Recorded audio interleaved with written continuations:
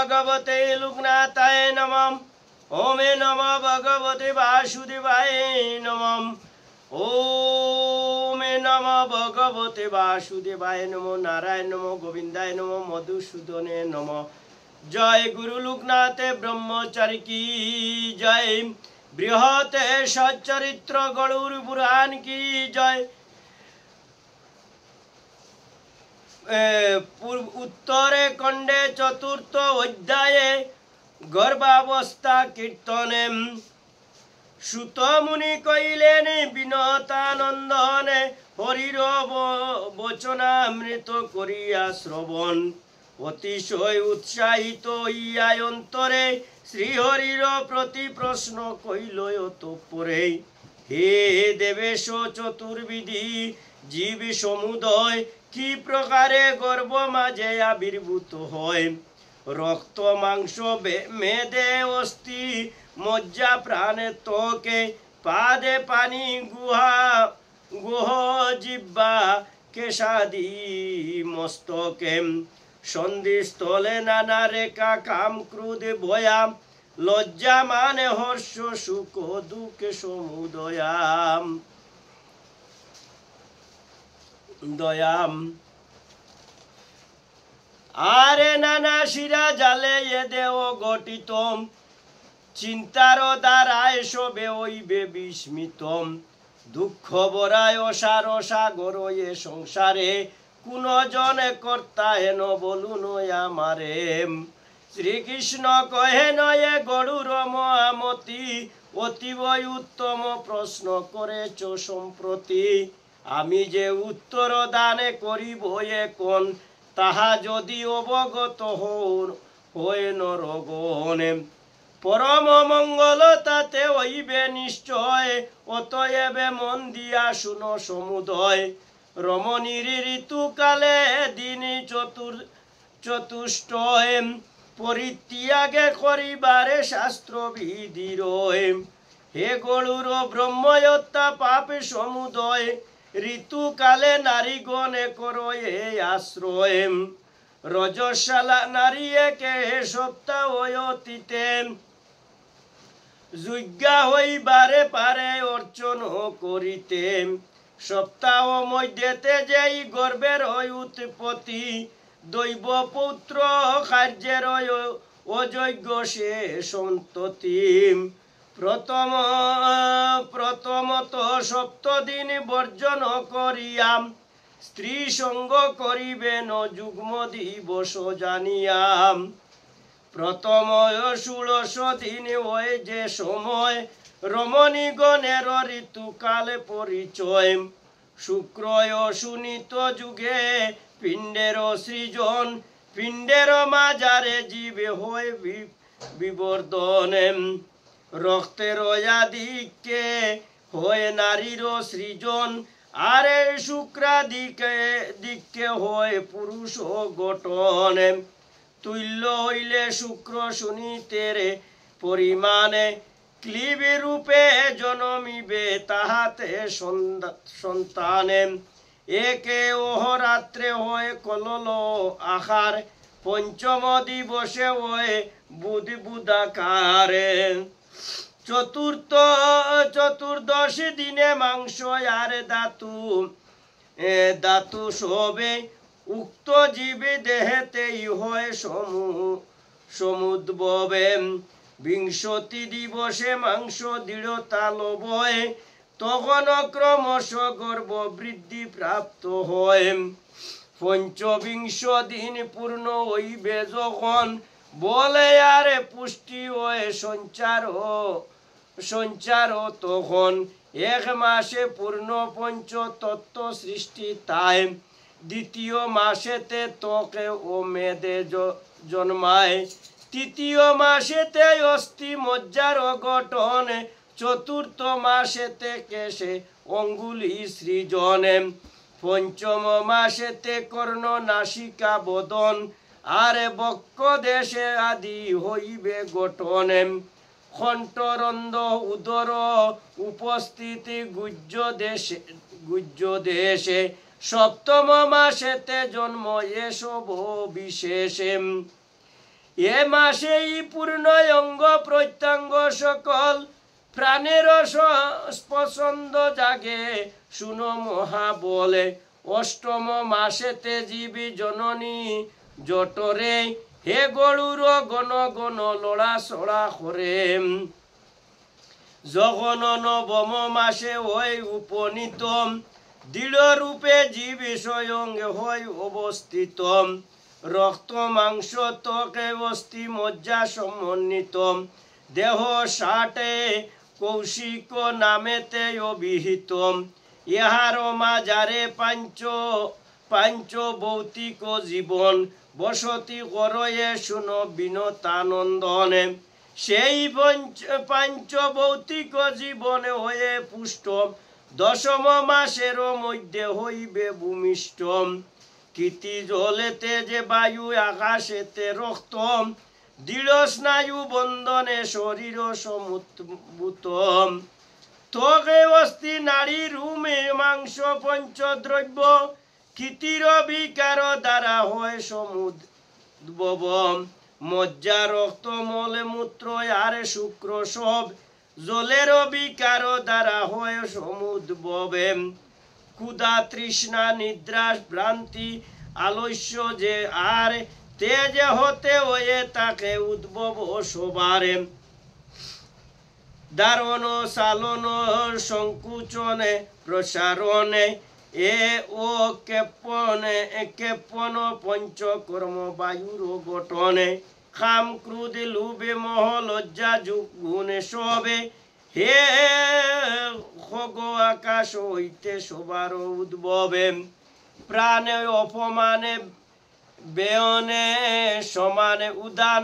প্রাণী দেহে এই পঞ্চবায়ু বিদ্যমান উহাদের দ্বারা পানে বুজন পোষণ ও পরিপাকাদি কর্ম হইতেছে সাধন মৈত্য লোকে নিজ নিজ কর্ম অনুসারে হে গরুর এই রূপে জন্ম লাভ করে আয়ু কর্ম বিদ্যা বিত্তয় মৃত্যু সহিতে গর্ভাবস্থা হইতে জীবে হয় আবির্ভূত কর্মের দ্বারায় জন্তু সমুৎপন্ন হয় ও কর্মের দ্বারাতেই তাহা হয় সুখ দুঃখ ভয় শুভ আদি সমুদয় কর্মের দ্বারায় লাভে নাইক সংশয় গর্ভস্থ জীবনকে বায়ু করি আকর্ষণে অধমুখে অর্ধপাদে করে নিঃসরণে গর্ভে সেই জীব হয়ে বর্ধিত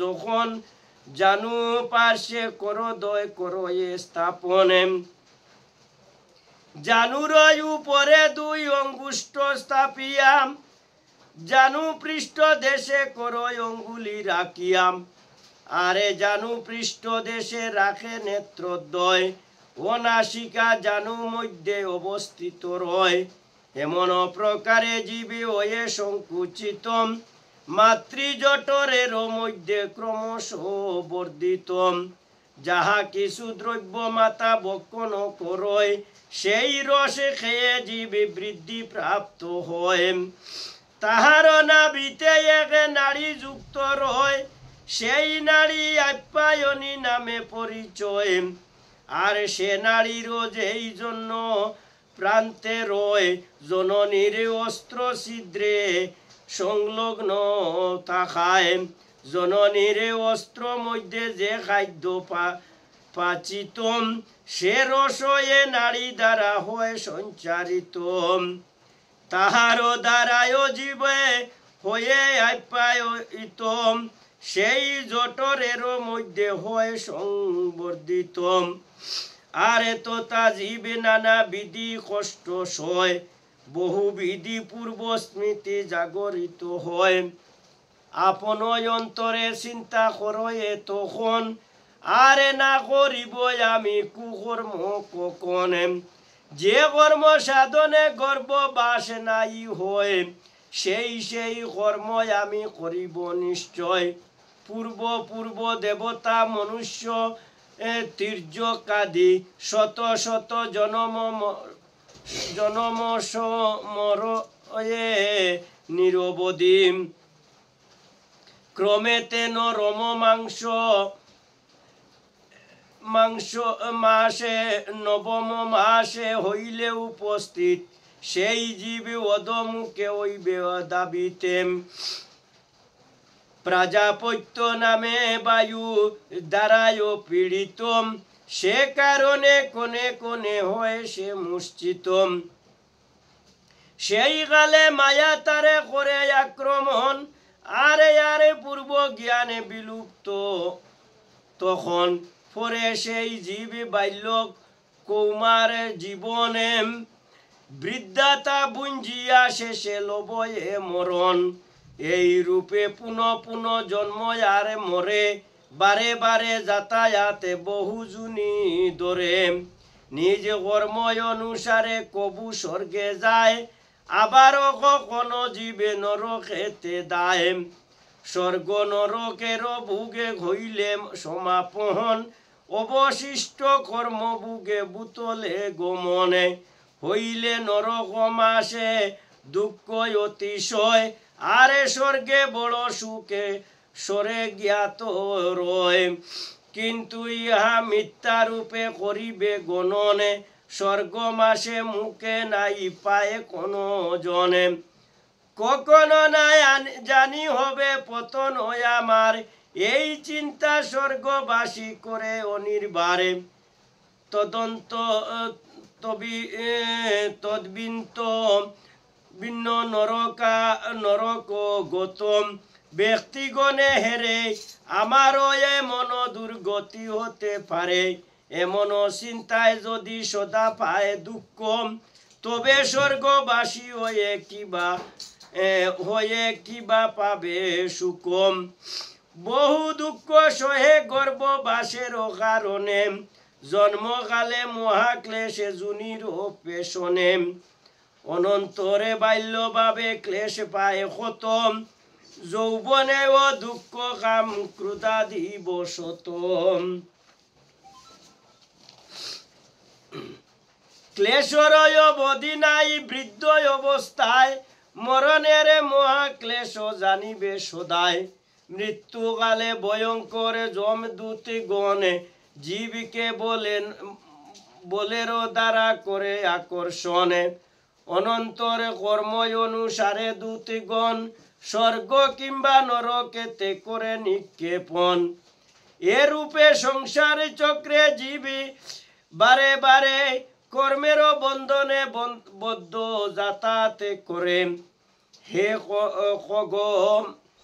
খগ জগৎ ক্ষেত্রে দুঃখের আগারে কোন সুখে নাই তাতে জানিবে কে সারে অতএবে মুক্তি লাভে করিবারে তোরে মনুষ্য মাত্রেই যত্ন করিবে অন্তরে হে গরুর এই রূপে তোমার নিকটে গর্ব সংস্থিতির কথা কহিয়ে কে পটে অকপটে তোমারও জিজ্ঞাসা যদি আর কিছু রয় আমারও নিকটে তাহা কহিবে নিশ্চয় বিনতানন্দন কয়ে ওয়ে গদাধর আদি অন্ত দুই প্রশ্নে পেলাম উত্তরে এক কোণে মধ্যম প্রশ্নে উত্তর যা হয় আমারও নিকটে তাহা বলুন নিশ্চয় শ্রীকৃষ্ণ কহেন ওহে বিনতানন্দন মধ্যম প্রশ্নের দিব উত্তর ও এখন ম্রেয়মান ব্যক্তির কর্তব্য কিবা হয় ইহাই তোমার প্রশ্ন আসিল নিশ্চয় বৎস সে বিষয়ে করো উত্তর শ্রবণ সংক্ষেপে তোমার কাছে করিব কীর্তন পুরুষের মৃত্যুকালে হইলে উপস্থিত বিধিমত তারে স্নান করাইতে উচিত তীর্থ জলে কুশদকে গোমূত্র ময়ে গঙ্গা মৃত্তিকায় স্নান করাবে নিশ্চয় গোময়ে দ্বারায় লিপ্ত ভূমির উপরে দক্ষিণাগ্রা দর্ব আস্তরণে তদুপরে আর তদুপরি করি তিল বিকরণ দৌত গুচি বস্ত্র দিয়া রুগীকে তখন পরিধানে করাইয়া উত্তর শিয়রে কিংবা পূর্ব শিরে শুয়াইবে যত্ন করে রুগীর মুখেতে স্বর্ণ করিবে স্থাপনে এই রূপে শাস্ত্রবিধি করো শ্রবণ সেই স্থানে শালগ্রামে শিলা তুলস্যাদি ঘৃতদ্বীপ স্থাপন করিবে যথাবিধি ভগবানে বাসুদেবে করি নমস্কার এই মহামন্ত্র জপে করি বারে বারে অনন্তরে পুরুষে দুপি আদি উপহারে করিবে বিষ্ণুর পূজা শ্রদ্ধা সহকারে স্তব পাঠে নমস্কারে আর করি দিয়ান দানীয় সকল দ্রব্য করিবে প্রদান বিপ্রদিনে অনাথ গণেরে ভক্তি বরে আপনারে শক্তি মতো দন দানে করে দ্বারা পুত্র মিত্র বন্ধু দন ক্ষেত্র আরে দান্যা দিতে মমতা করিয়া পরিহারে আসন্ন মরণ পথে যাত্রী যেই জন বিষ্ণুর চরম পদ্ম করিবে চিন্তনে পীড়িত রোগীর ক্ষেত্রে পুত্র পরিজন সজরে পুরুষ সুক্ত করিবে গঠনে মৃত্যুর সময় যেই কর্তব্য বিহিত তোমার নিকটে তা হইল কীর্তিত এই প্রক্রিয়ার দ্বারা লইব যেই ফল অতঃপরে কহিতেছি আমি সে সকলে বিশুদ্ধতা লাভ হয়ে স্নানেরও দ্বারায় তাহাতে অপবিত্রতা দূর হয়ে যায় বিষ্ণুরে আদেশে সর্বকর্ম সিদ্ধি হয় বিষ্ণুর স্মরণে তাই করিবে নিশ্চয় শয়ন করিয়ে যদি দর্ব তুলি পরে তাহাতে আতুর ব্যক্তি স্বর্গ লাভ করে তিল দর্ব যুক্ত হয়ে স্নানেতে নিশ্চয় সর্বযজ্ঞ ফল লাভে নাইক সংশয় ব্রহ্মা বিষ্ণু রুদ্র লক্ষ্মী আরে হুতাসন মণ্ডল মাজারে সবে অধিষ্ঠিত রণ অতএবে করিবে কম মণ্ডল অঙ্কিত অবশ্য জানিবে ইয়া শাস্ত্রের অভিহিত পূর্ব বা উত্তর দিকে রাখে যদি শির তাহাতে উত্তম লোকে লাভ করে ধীরে আর সর্ববিধি পাপ হইতে তখন অবশ্যই মুক্ত হয় এ শাস্ত্র বসন রোগীর মুখেতে স্বর্ণ করিলে স্থাপন জ্ঞান লাভে করে শুনো বিনোতানন্দনে ভবসাগরেতে পড়ি যেই সবে লোকে হাবু ডুবুর খেয়ে পায় নিরন্তর সুখে বিষ্ণু একাদশী গো ও তুলসী ব্রাহ্মণ এই সবে তাহাদের বেলাতে গণনে ভগবানে বাসুদেবে জানাই প্রণতি ইহা জপি প্রাণে ত্যাগে করে যেই ব্যক্তি বিষ্ণুর সাযুজ্য লাভে তাতে লাভে হয় দান হেতু স্বর্গ লোকে পূজ্য সুনিশ্চয় ফটনে পুরুষ সুক্ত মমত্ব বিনাশ তাই মুক্তি লাভে করে শাস্ত্রের ও আবাসে বিধিমত যথাশক্তি করে যদি দান তাহাতে প্রসন্ন হয় বিষ্ণু ভগবান আর যেই মনোবাঞ্ছা দাতার অন্তরে অবশ্যই ভগবানে তাহা পূর্ণ করে হে গর্গ মুমুক্ষু কৃত্য তোমার নিকটে সংক্ষেপে কীর্তন করিলামে অকপটে অনন্তর মরণকালী নিজেই দান একনে কীর্তনে করি শাস্ত্রের বিধান গরুর পুরাণ কথা গায়ে ভক্ত দাস পাঠ বা শ্রবণে হয় জ্ঞানের বিকাশে ইতি বৃহৎ গরুর পুরাণে পুরাণে উত্তরখণ্ডে চতুর্থ অধ্যায়ে গর্ভ অবস্থা কীর্তন সমাপ্ত। কি জয়। ওমে নম ভগবতে বাসুদেবায় নম। ওমে নম নারায়ণে গোবিন্দায় নম। ওমে নম ভগবতে লোকনাথায় নম। হে দয়াময় বাসুদেবী, এই অধ্যাতে যা কিছু তুমি লিখেছ তাই তোমার কাছে এই প্রার্থনা করি দয়াময় বাসুদেবী। মনুষ্য জন্মে যে জীবের এত কষ্ট, আমাদেরকে এই কষ্ট থেকে সদা তুমি মুক্ত করি রাখিবে। যদি কোনো পাপ করে থাকি, পাপ থেকে মুক্ত করি সদা সপরিবারকে রাখিবে। সদা ধর্ম পথে মতি গতি সদা তুমি দিয়া দিবে। হে দয়াময় বাসুদেবী, এই চতুর্থ অধ্যায়ে তুমি যে অন্তিমকালে মানুষের এত কষ্ট, সে কষ্ট যেন আমাদেরকে দিও না বাবা লোকনাথে। নিজে গুণে তুমি তোমারে উদ্ধার করে নিবে। বারবার গর্ভস্থানে আমাদের এই কষ্ট দিয়ে দিবে না বাবা লোকনাথে ব্রহ্মচারী। আমরা সেই কষ্ট চাই না, আমাদেরকে পুনর্জন্ম যেন আরে দিও না।